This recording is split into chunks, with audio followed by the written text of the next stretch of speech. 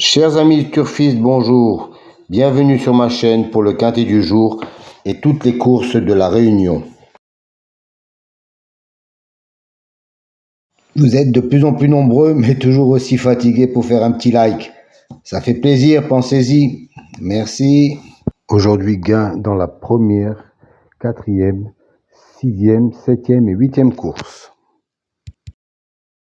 Avec les gains de la journée. Pour la compréhension du tableau, allez à la fin de la vidéo, je vous donne toutes les indications pour comprendre celui-ci. Maintenant, les pronostics. Et oui, un tiercé et un quartet pour un cheval aujourd'hui. Il n'y en a pas beaucoup qui avaient le 9.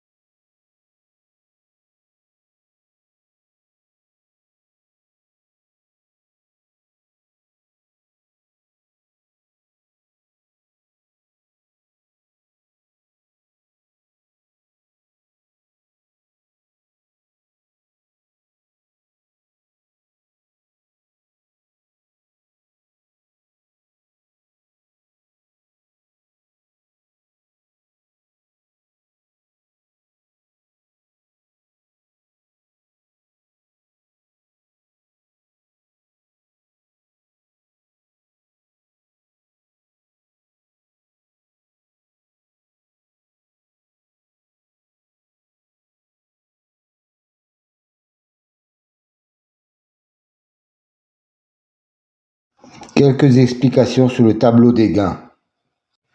Les trois colonnes en gris représentent le premier, le deuxième et le troisième à l'arrivée. Chaque colonne à droite des colonnes grises représente la position dans laquelle le pronostic a indiqué le cheval. Par exemple, dans la troisième ligne, le pronostic a indiqué le premier cheval arrivé en première position du pronostic.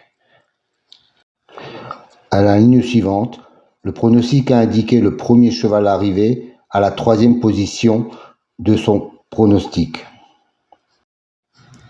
À la deuxième colonne grise, le pronostic a indiqué le cheval arrivé deuxième à la troisième position de son pronostic, et ainsi de suite.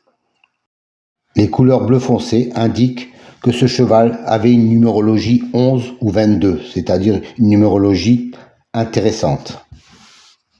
En bleu clair, il indique que le cheval n'a pas de numérologie 11 ou 22, mais a été cité en première position dans le pronostic pour le cheval arrivé premier.